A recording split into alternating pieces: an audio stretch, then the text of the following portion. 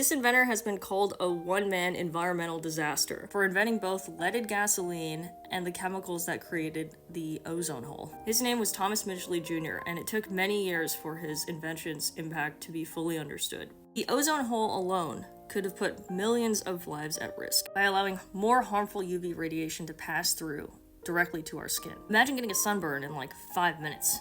That is the future that we actually avoided. And we actually did that through science-based international collaboration. I believe that story is a hopeful one that we can solve the climate crisis. This is a 3-ish part series about that story.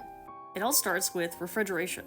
You see, early refrigeration was powered by flammable, toxic, or even explosive gases like ammonia. And in the 1920s, household refrigeration was coming on the scene. One refrigerant in particular was really efficient and therefore really good for those smaller household uses. It was called chloromethane, and it was toxic.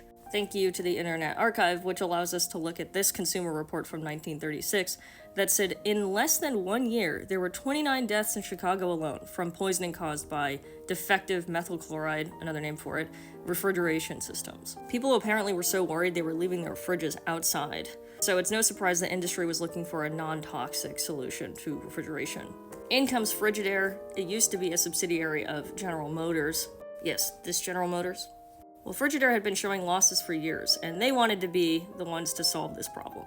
And that's where Thomas Midgley comes back into the picture. He was tasked to lead the team to find a solution. And they did. They collaborated with DuPont, yes, that DuPont, and they created a non-flammable and non-toxic refrigerant. And they called it Freon, which is a term you probably are familiar with.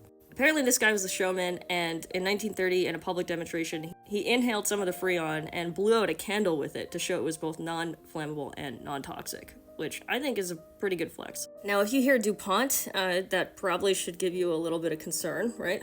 Okay, so Freon is actually one of many different chemicals called chlorofluorocarbons, or CFCs, chlorofluorocarbons.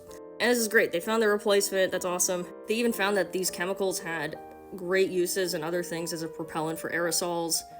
They used them in fire extinguishers, hairsprays, all sorts of stuff that was like sprayable, even asthma inhalers. So then why did Time magazine put this on their list of 50 of the worst inventions alongside Crocs, Clippy, New Coke, DDT, and yes, leaded gas, another one of Thomas Midgley's inventions? Well, many years later we'll find out that this new chemical, though safer for humans directly, ended up creating a problem for humans on an atmospheric level. I'll see you tomorrow to talk more about ozone.